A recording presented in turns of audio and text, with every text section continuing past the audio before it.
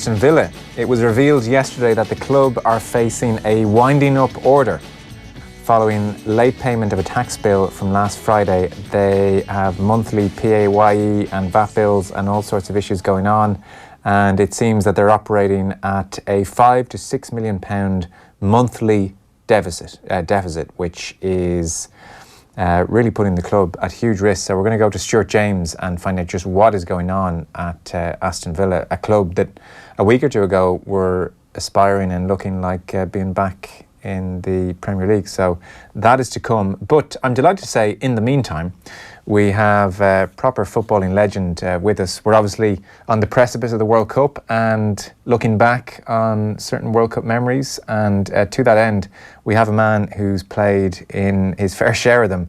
125 caps for England, which is still very much a record. A career which stretched from 1970, an English international career that is. His club career went far beyond. A career which went from 1970 through till 1990.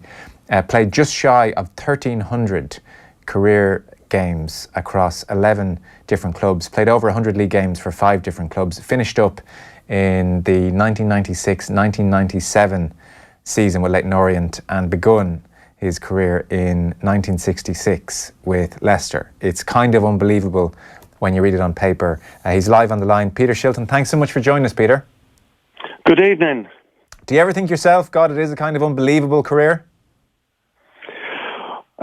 Well, it was a long career, and it was the only thing I ever really wanted to do as a youngster, and thankfully, more or less achieved nearly all my ambitions. I think only not winning the FA Cup, although I got to it in 1969 with Leicester, and just falling short of winning the World Cup. Those were probably the only two things that I'd set myself out to try and win, but didn't quite match.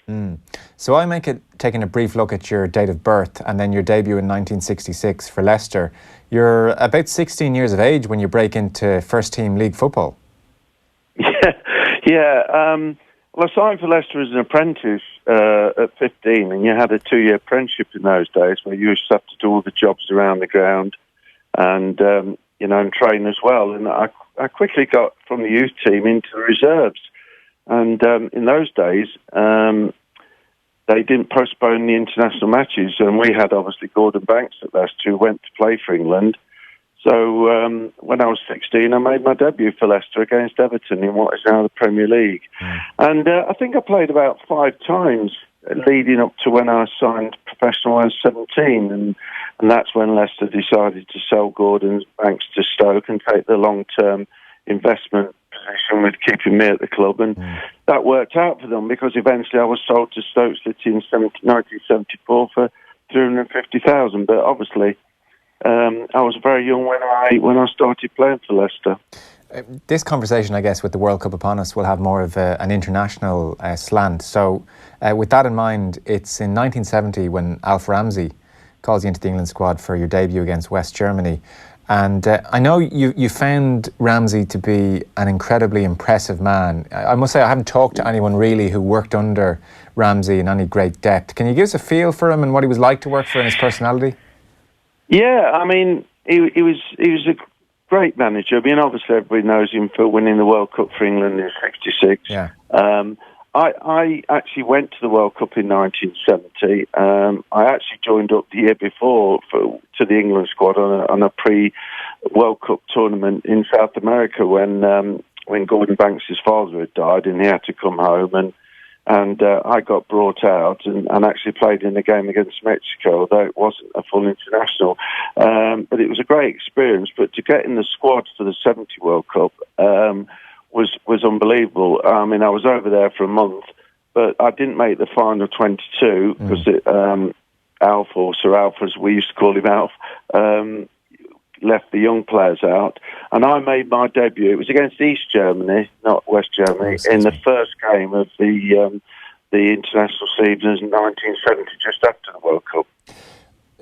We were just chatting earlier in the show when I mentioned to listeners that you were coming on, and the thing I kind of found a little bit weird to get my head around is that you must be quite literally the only person in history in English football. In fact, it's impossible for anyone else to be in the same boat, to have walked into a dressing room and spent time in a dressing room with the likes of Bobby Moore and Bobby Charlton and all those real legends of English football, those World Cup winners. And also then shared a dressing room a couple of generations later with like Gaza and Chris Waddle and the 1990 generation.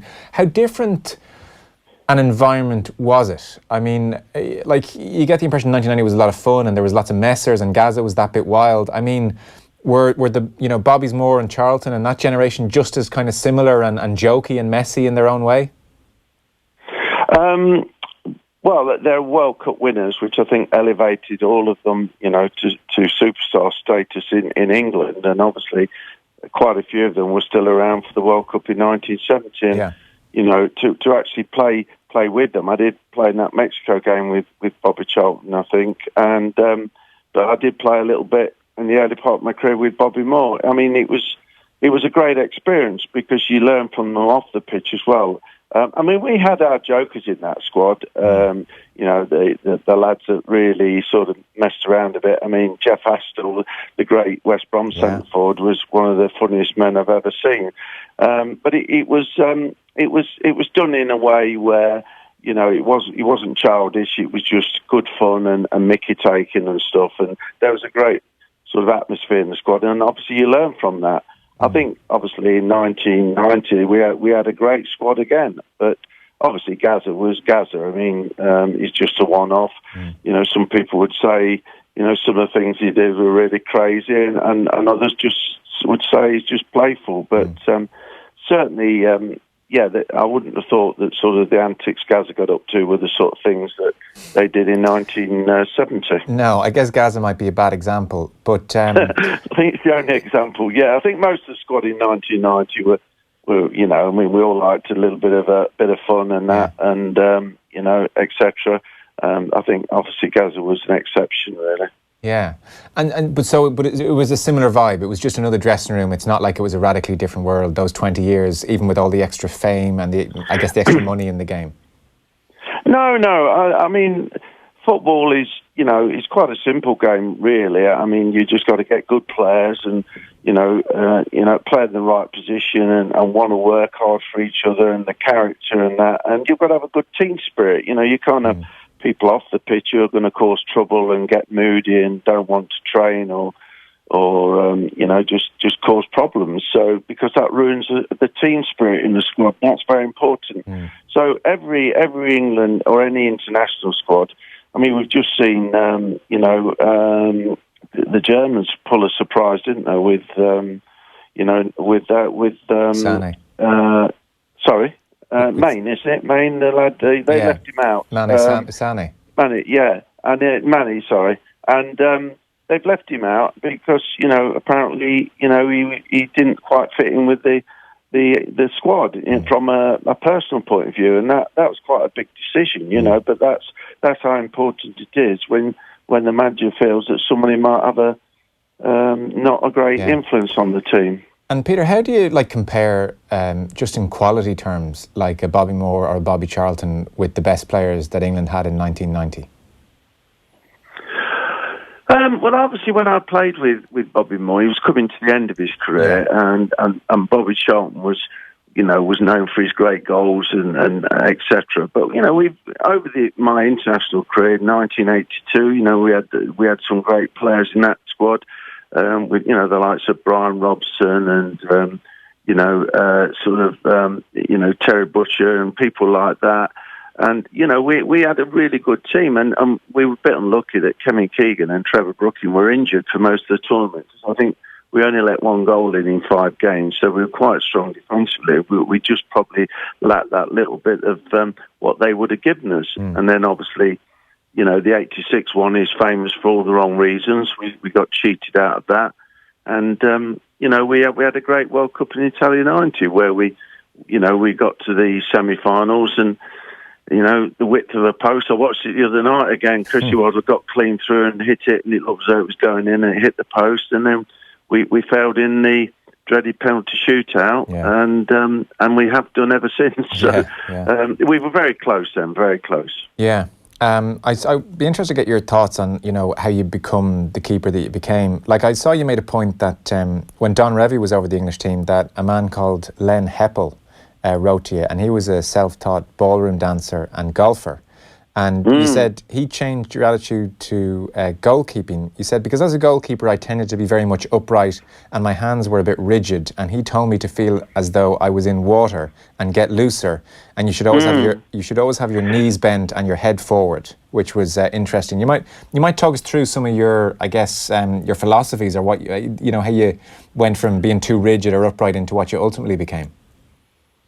Yeah, I just think as a youngster, I sort of was fanatical on training and working, and looked at different goalkeepers and tried to, pick certain aspects from them. I mean, and, the likes of Banks, Yashin and Benetti, all their strengths, I thought, well, you've got to try and learn from people, but make your own style. And there was that famous game in 73 when we should have won about 4 or 5 against Poland, and we ended up drawing 1-1 and didn't qualify for my first World Cup, which I always say was the worst moment in my career, because I wanted to get to the World Cup so much in my first World Cup, and if that had happened, who knows? I mean, I could have played in 5 World Cups, but it was a bitter blow. And I thought, hold on a minute, the ball sort of skidded under me, and I wasn't sure whether to stop with my hands or legs, and in the end, I kind of didn't do either. Right. And Len Heppel, with body movement and stuff, and to be fair, I've literally.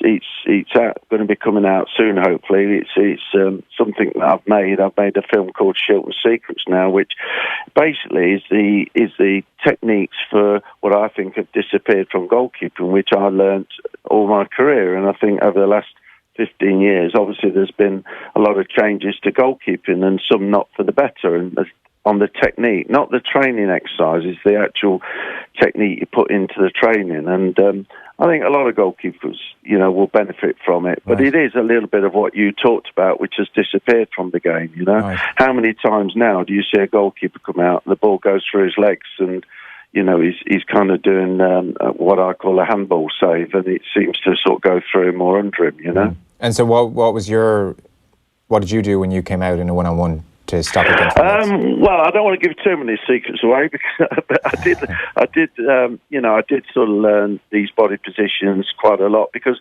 you've got to be able to move around in any sport, whether it's boxing, whether it's cricket, badminton, whatever, and you have to have a good technique, because that's where you get your consistency from. If your body is all over the place, then then you're not going to get in the right position, and that's basically what I've sort of felt is in some aspects has disappeared. There's some great agility and that sort of thing these days, but some of the basic techniques have disappeared a little bit. Interesting. And it's not just to do with the fact that the ball moves a bit more or anything like that. It's just the techniques. No. Yeah. I mean, I'll give you an example. We went to Mexico in '86, and the ball moved through the air a lot quicker because of the altitude. Yeah. Like shots from 30 yards were like shots from 20 in England. But because you train and you get used to it, you acclimatise, then you obviously, it's then just down to probably being a bit more aware from shots from distance. But, it's all still about the same technique, right. And I think that's the basis of all good sports, really, I think. Okay, interesting. We might get you on to chat about that when you bring out the new book. I know this is largely... It's not a book, it's a film. Oh, it's a film. That's right, okay. Yeah, it's just under 43 minutes long, and it shows 14 different techniques, which, I feel have disappeared. I mean, it'd be fantastic for youngsters, but it is a commercial thing. I've sort of spent quite a bit of money on it through my own company, and we're just obviously looking around now to see where we can place it, really. Very good. I do want to talk to you more about England, but I suppose when we're looking at the very broad number of decades and spectrum that is your career, we have to ask you about this guy. If you're a centre-forward, for example, having got through 2 ugly, ignorant, thug-like centre-halves, then you have to then face Shilton, and you've got to then put it in the net. It was a daunting prospect, and I always thought that when centre-forwards or inside forwards or strikers, whatever name you want to put to them, got through our defence, and then had to face Shilton, they went, oh shit, we'll scrap it. Yeah, of course, Brian Clough, and possibly, certainly, the greatest manager I think I played under. I mean, Sir Alf Ramsey just edged it for me from the great Sir Bobby Robson, but Brian Clough and Peter Taylor, was his assistant, who was a goalkeeper himself. Yeah. But I was with Clough when he was at his peak. I felt he was so straightforward and honest, and very brave, because to call Larry Lloyd and Kenny Burns, ugly, you've got to be brave, really, because it's the sort of thing that they probably wouldn't like. But you've got the basics of really, what was one of the strengths of the Nottingham Forest team that won 2 European Cups. Yeah, and you picked up PFA Player of the Year as well in a season around that time. So the 2 European Cups, and Clough and Taylor and that whole team are so famous, and people have seen the brilliant recent documentary about them. It's almost difficult for you to tell me anything new about Clough, and yet I still want to get a feel for what made him great, or what your relationship was with him. Would you talk to him much, or would he just leave you at it? Yeah. Or how did you work with him? It was just something that we had a respect between us. I mean, Peter Taylor used to say to me, you don't know it, but I used to be watching you every Saturday morning playing for Leicester youth team. So Peter Taylor was a massive fan of mine. They tried to sign me when I was at Derby.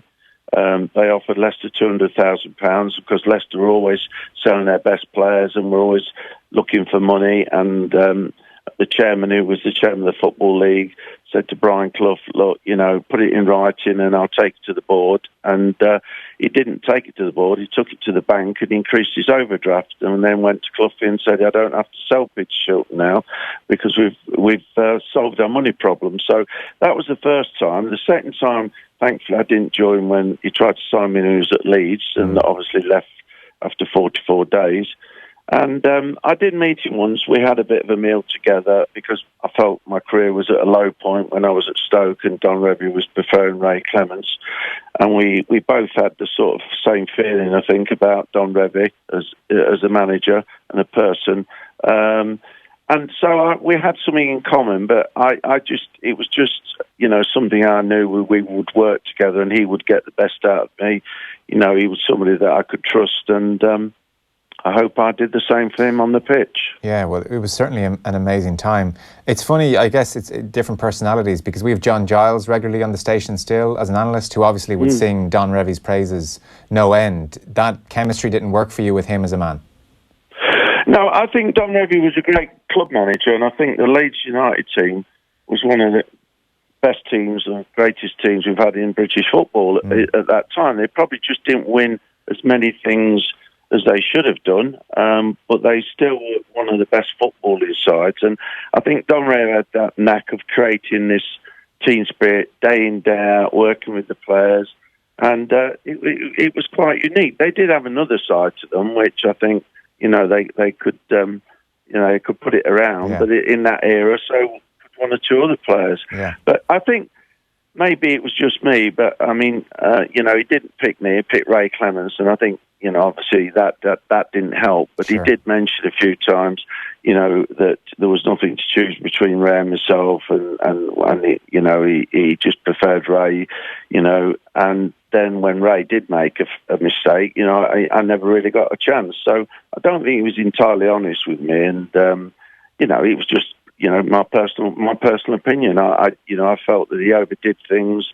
We used to turn up to England things and have these big dossiers of the other team, and the lads used to just throw them in the bin. I mean, they just, it was too elaborate. I mean, the great managers I had, were the ones that kept it simple and just had that great rapport with the players. And I thought Don Revie struggled when he just had players for 3 or 4 days, just every now and again. I don't think he could quite connect. That was my opinion. Anyway. Right, okay, interesting. I guess when you talk about your World Cup career, does it frustrate you that I presume the first thing people mention is Maradona and 86, that it's almost been distilled down to that one game in some respects? And I guess Italia 90 obviously is very famous. We can talk about that in a second. But the Maradona thing looms so large in your career. It does, yes, of course. And, you know, it's something I don't like to be associated with, really, because, you know, I don't think I could do anything else. I was getting the ball when he was probably favoured for it and had to make a split-second decision, and I was getting it, and that's why I punched it in. And from then on, you've got the referee and linesman, you know, and you're relying on them. And, you know, it is sort of brought up, and you know, it will be. But certainly as a goalkeeper, I think generally, you know, you're very, you know, lucky if people remember certain games. You know, these days people just tend to remember mistakes by keepers. But thankfully, I had a few games and a few things where people remembered saves. People still come up and say, "Well, I remember the save in 1973 when you beat Scotland from Kenny Dalglish," and then there's the save for Forest when we won the championship the first season at Coventry. So I was quite lucky in that respect. But obviously, you know, the likes of Gordon Banks' save, you know, is probably the one that everybody remembers. But if you look at other big, great goalkeepers in World Cups, there's not many that you would remember certain saves they make, although they were probably very good. And goalkeeping's like that. They tend to people look on the negative side sometimes, but that one is obviously something that's brought up, but I think for all the wrong reasons, really. Yeah. I presume you knew straight away what had happened. Yeah, I knew I was getting it. But, you know, he got first run, really. He should have been miles offside. And the ball came over from one of our own players, Stevie Hodge. And it was like, stay on your line and just react. Well, I think the odds were massively in his favour because he opened goal from 12 yards or even closer, or try and get it. And I was getting it. I was stretching to get it, but I was getting it, and that's why he knew and punched it in the net. And it was the first goal in a very important game. Yeah. Infamous. I understand you never met him and weren't sure if you had much interest in meeting him. You kind of feel, okay, these things happen in a game, but there should be some element of remorse afterwards, and Maradona definitely didn't express any. I think so. I think, look, there's players have cheated all the time, you know, in games. Thierry Henry put it in and knocked air out the World, you know, to qualify for the World Cup. I mean, we saw that goal when Frank Lampard hit it and it went over the line, and Neuer just carried on as though nothing had happened. Yeah. You know, but it is difficult to say to somebody, a goalkeeper, oh, look, you know, tell the referee it was a goal, because, you know, it's just a natural reaction. I think it's after the game that you say, look, I'm sorry, you know, I got away with that. I cheated. You know, I just, you know, the linesman didn't see it, or the referee, and I apologise, and you know, it's bad sportsmanship, and sorry I did it, but it's too late now, really. And Maradona's never done that. In fact, he's brought up politics. He's done everything he can to try and not do that, and that's really why, you know, I feel it's a great player, but a very bad sportsman. I think Bobby Robson said that in his recent film. You know, he was quoted as saying that, and I think, you know, that's a general opinion, and I just don't understand why he's never felt the need to sort of apologise and be a proper sportsman, like all great players are, you know. For his other goal, as a matter of interest, the brilliant dribble where he's tracked all the way by Peter Reid and everybody, and he gets to you and goes around you. Are you the type of personality, were you the type of goalkeeper where in that instance you would almost say, well, look, sometimes there's just very little you can do as a goalkeeper and it was a brilliant piece of football? Or do you almost beat yourself up over every moment that you concede a goal, including that one?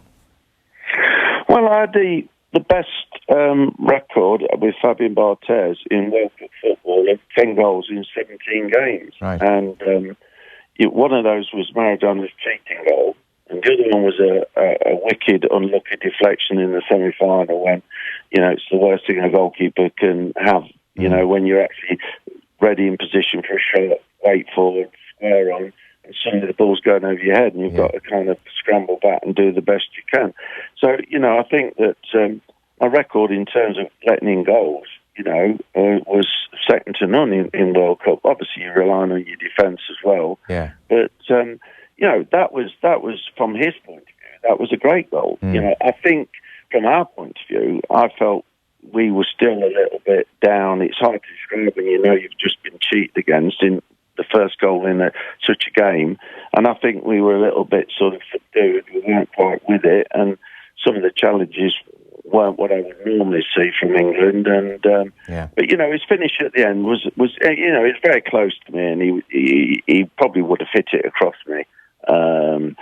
With pace, which 98% of strikers would do. But I didn't know Gary Stevens had got round the back of me, so he kind of switched it from one foot to the other. And it was a great bit of skill, But I think on the run, he only really beat Terry Fenwick on the edge of the box, who'd already been booked anyway. So, he ran a long way, but I think he probably scored even better goals in other games in World Cups, to be fair. He probably did. There's a few messages coming in. So somebody says they were at the Neckar Stadium in Stuttgart for Euro 88 for that Ireland-England game.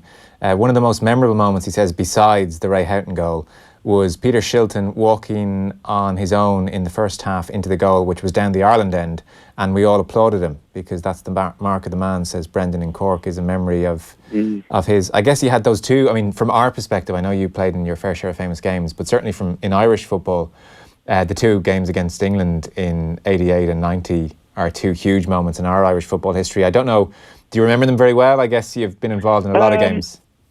Yeah, I mean, I remember the one in Stuttgart because I had a horrendous goalkeeping strip on because we'd got a new strip. It was like a green and black zigzag, and I couldn't wear it.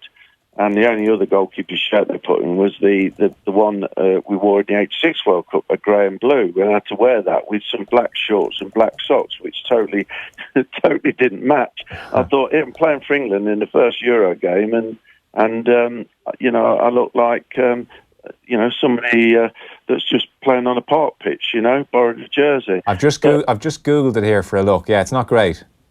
No, exactly. To be fair, I mean, that was just incredible to start with. But, I've always, when I've played against Ireland, North and South, I've always had a really good reception, and the Irish fans are fantastic. I've got to say that.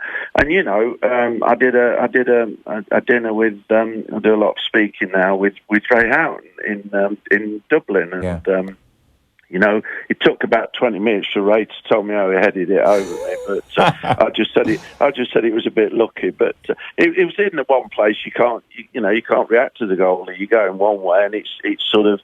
If he placed it, it was probably one of the greatest headers of all time. But it just hit the target. But Ray was a great player anyway. Yeah. And in Italia '90, it was incredible because we were on the island of Sardinia, and it was a beautiful place. And the day we got the first game, it had been raining. It was windy.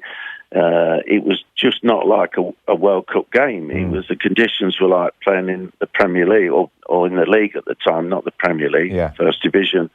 And it was, you got Big Cascarino and Big Jack playing his direct football, and it just didn't seem like a World Cup game. But it was a tough match, and obviously Kevin Sheedy hit one of his great left footers, and I thought it swerved a bit, but it went in the one place I didn't want it. Somebody from County Mayo, Dennis St. John, says, Shilton was brave, agile, maestro of goalkeeping. I would love to know, if he doesn't mind, who's the best or trickiest striker he faced and the best centre-half he played behind? That's very, very difficult. Yeah.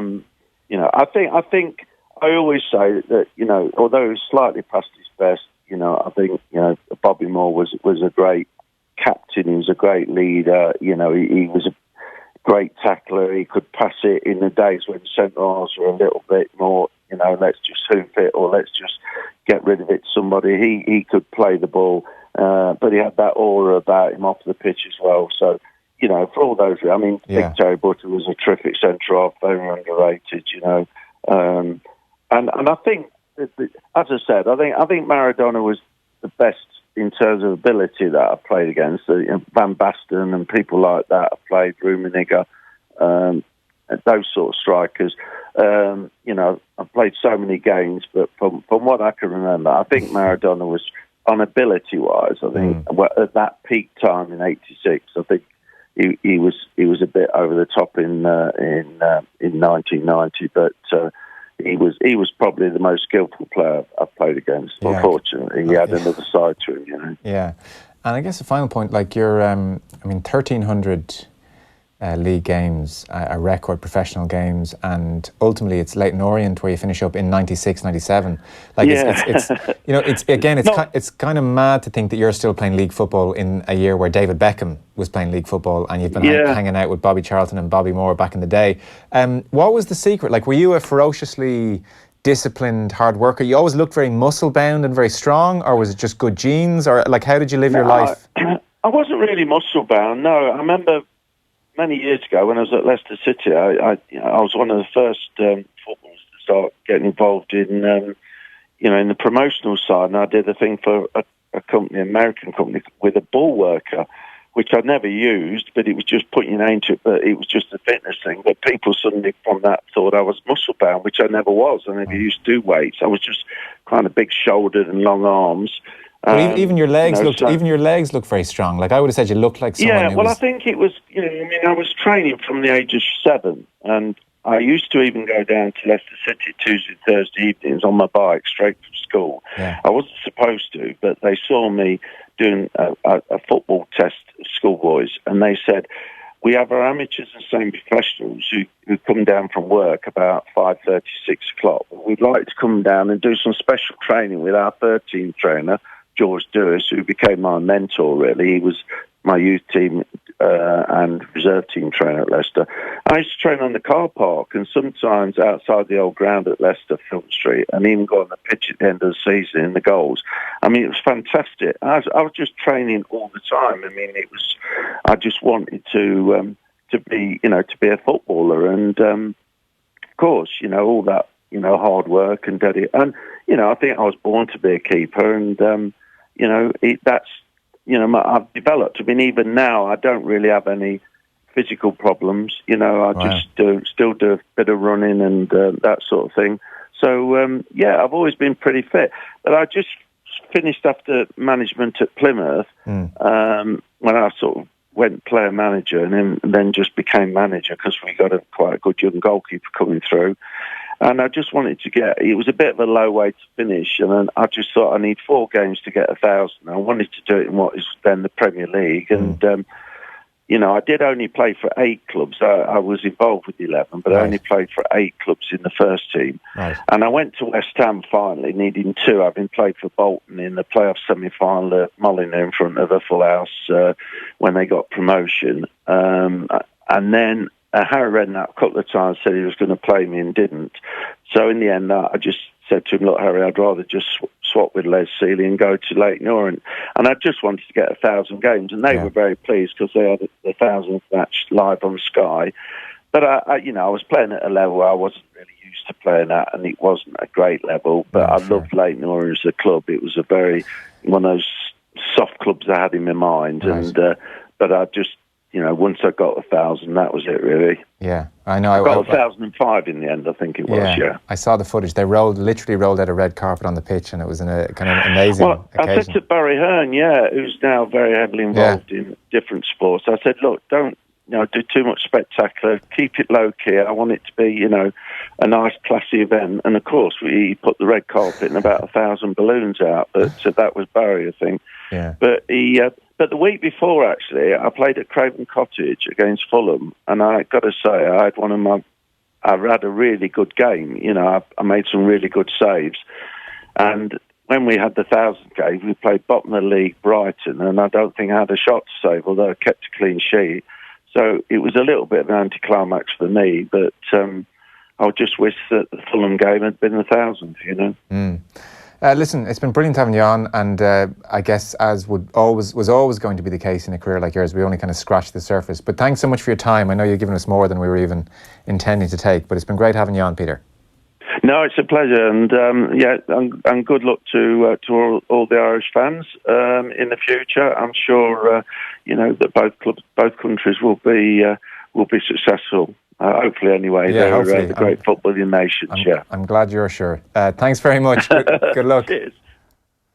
Football on Off the Ball. In association with the faster than ever Boyle Sports app, with hundreds of pre-live and in-play football markets. Download it now. Boyle Sports. Time to play. Tom Dunn. You'll know Christy Moore from Planksty, Moving Hearts, Live at the Point, Ride On, Listy and Varna, incredible live performances, and National Treasure. But tune in this Thursday night at 10 and hear him as you have never heard him before. I really struggled. I can always remember ringing a guy. There was a venue called The Rag in Thurles. So I ring them up anyway, and he answers the phone. He said, "Jeez, I never heard tell you." And he said, "I'll go to the bar and ask them." So he put the phone down, went out to the bar, and he said, "None of the lads here ever heard of you. I can't book you." That's Christy Moore in conversation with me, Tom Dunn, as you've never heard him before, this Thursday from 10.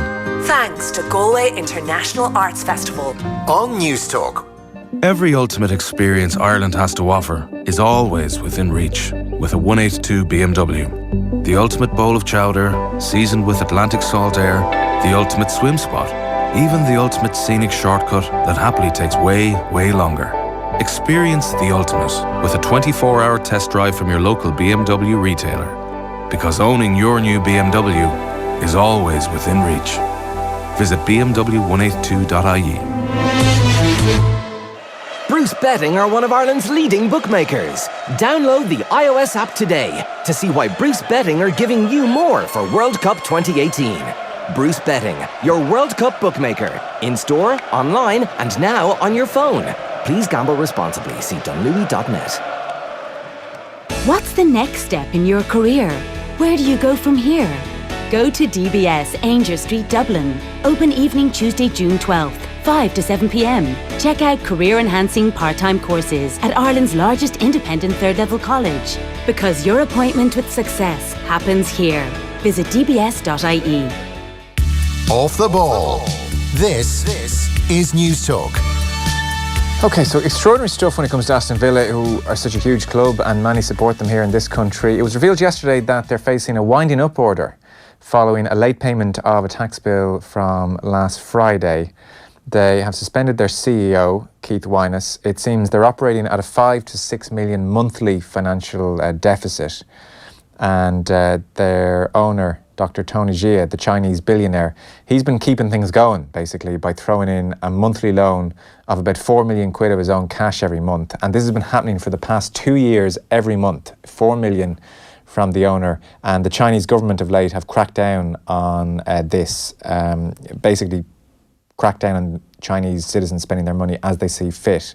And so capital exports, it seems, are going to be increasingly policed. And it leaves Aston Villa in a precarious situation. To try and explain this, we have Stuart James, Midlands correspondent with The Guardian. Evening, Stuart. Hi, Joe. How are you doing? Very well. So better than Aston Villa. What a complete mess. How have they got themselves into this mess? And how serious is this? We hear about clubs about to go on the brink all the time when they get bailed out one way or another.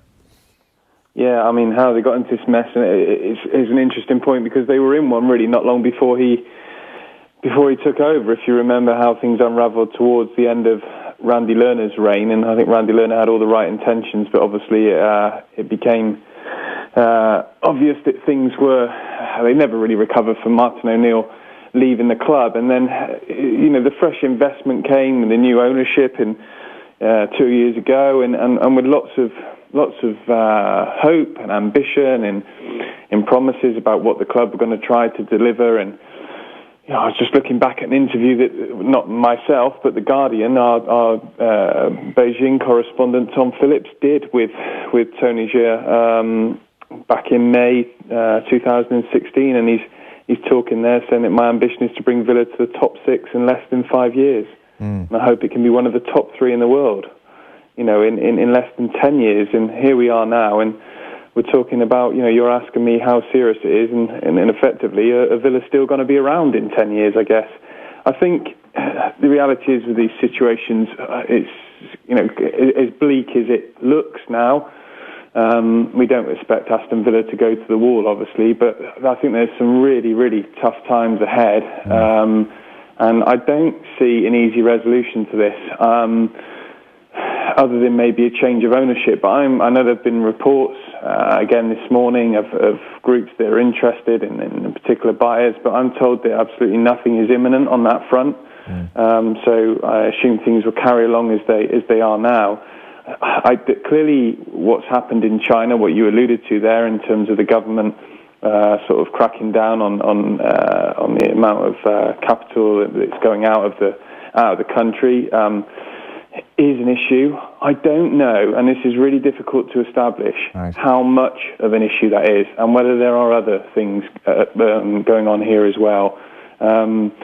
Because my understanding is that the payments that the owner had been making certainly that were made regularly for the first 12 months of his time at Villa, they weren't made regularly last season. And I don't just mean that, it's been widely reported that the payment wasn't made in May and April as well, but I think there were other times when let's just say that the funds that had been transferred on a regular basis didn't appear for whatever reason. Now, that could be down to what we spoke about in terms of what's happening in China, but I don't know whether it's down to something else as well, whether there are other problems. But I just don't see how Villa are going to get out of this situation, with any ease, because selling players, and there's probably really only one player who Jack Grealish, who they're going to get a significant sum of money for.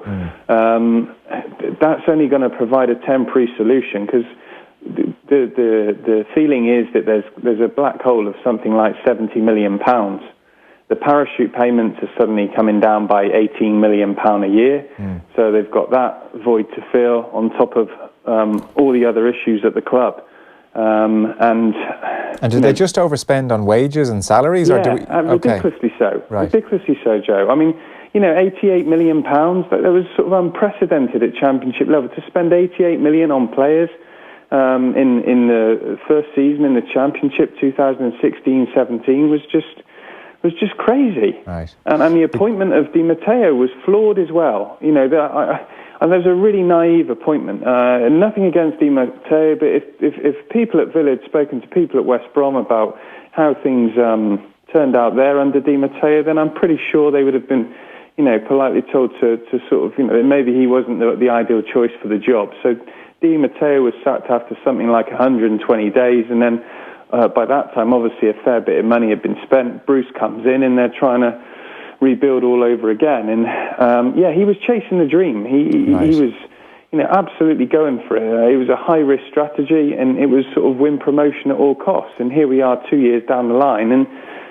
they had to do it in that Fulham game. That was the feeling around the club. You could tell that.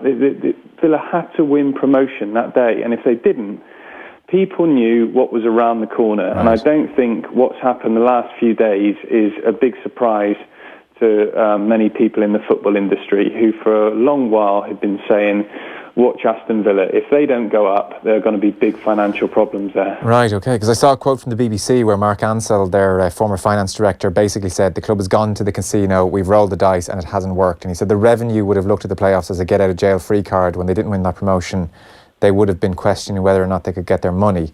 So Villa have to muster up all this money. It's like Leeds United Part 2 here. It's amazing this stuff is still happening in football, this rolling of the dice, but I guess egos get involved and here we are.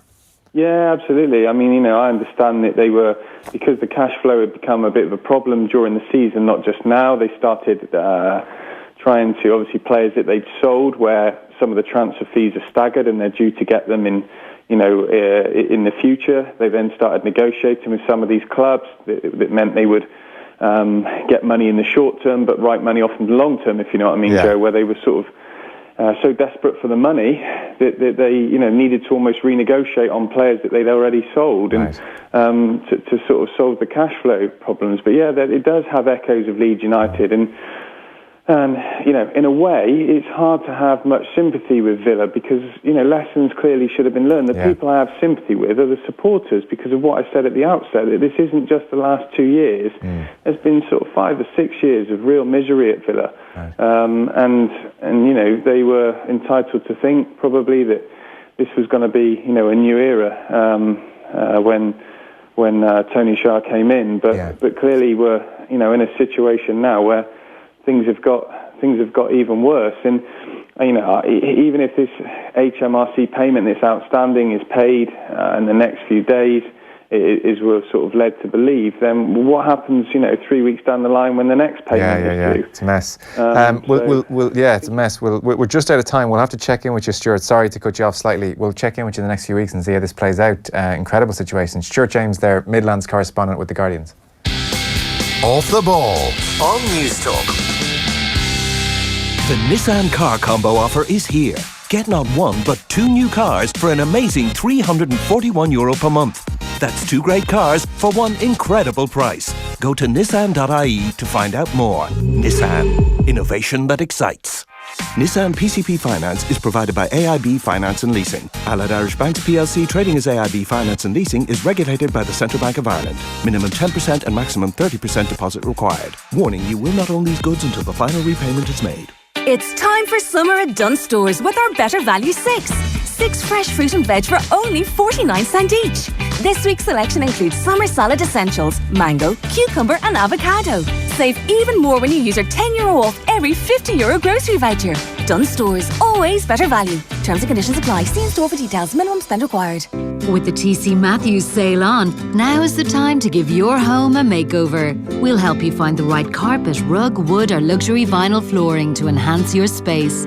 There's huge reductions in store and free underlay on most of our luxurious stock carpets. Available in stores right now. The TC Matthews sale is now on. T's and C's apply.